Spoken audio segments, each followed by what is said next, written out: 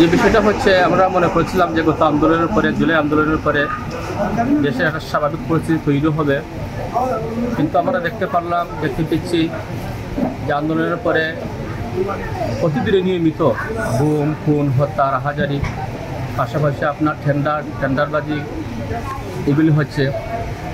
আমরা বেশ একটা পরিবর্তন দেখতে পাচ্ছি না।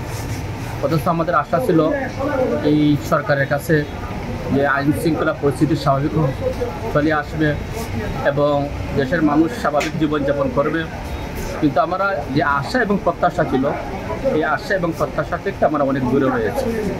তাই স্বরাষ্ট্র মন্ত্রণালয়ের কাছে আমাদের আবেদন থাকবে যে অপরাধী যেভাবেই যারা হোক তাদেরকে শাস্তির আওতায় আনা হোক এবং এই ফিসির সরকারে এই যে জুলুম অন্যায় অত্যাচার করে গেছে, আমরা এই পর্যন্ত আশাতীত কোনো ফলাফল আমরা দেখতে পাচ্ছি না।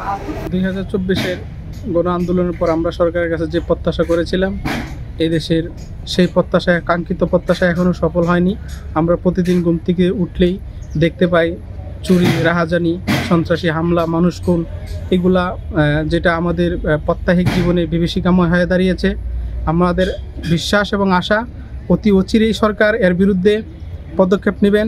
সেখানে দল মত নির্বিশেষে যেই হোক না কেন, আমরা চাই সাধারণ নাগরিক হিসেবে, সচেতন নাগরিক হিসেবে এদেশের আইন শৃঙ্খলা পরিস্থিতি দিন দিন উন্নতি হবে। এবং টানা সপ্তমবারের মতো বেস্ট টিস্যু পেপার ব্র্যান্ড হিসেবে স্বীকৃতি পেয়েছে বসুন্ধরা টিস্যু। আমার মনে হচ্ছে বর্তমান যে পরিস্থিতি দাঁড়িয়েছে বা এই পরিস্থিতির মাধ্যমে আমাদের সুস্থ একটা নির্বাচন দরকার এবং সুস্থ একটা নির্বাচন দিয়ে এই ডক্টর ইউনূস সাহেব সরিয়ে দেওয়ার দরকার।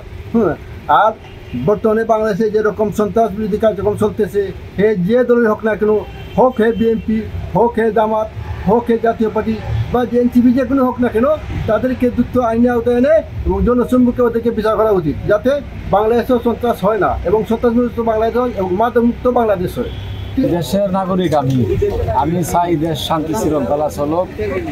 আর বর্তমান যে তত্ত্বাবধায়ক সরকার আছে তাদের কাছে আবেদন যে তাড়াতাড়ি নির্বাচন হয়ে যাক।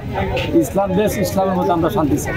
কোন আছে, চাঁদাবাদী আছে, যারা দাঙ্গা হাঙ্গামা করে, তাদের যেন এগুলো না করে, এগুলো আমরা সরকার যারা আছে তারা এগুলো দেখবে। যেসব দুর্নীতি চাঁদাবাজ বাড়ছে, আত্মহত্যা, মারামারি, হানাহানি, সন্ত্রাস, লুটপাট, এইসব যে সহকারী দিয়ে চলছে, বুঝছো, আমরা কোনো শান্তি নাই দেশে। সরকার বিরোধী সরকার, নতুন সরকার দেশ সরকার পতন হওয়ার পর থেকে আমরা ব্যবসা বাণিজ্য খুবই দুর্বল অবস্থা। প্রতিযোগিতা অনেক কোনো মারামারি, কোনো কাটাকাটি, চিন্তাকারী, তখন আমরা ব্যবসা ঠিকমতো করতেও পারলাম না। এখন যারা এই ধরনের চিন্তাকারী চাঁদাবাজি করে তারা আইনের আওতায় আনা হোক।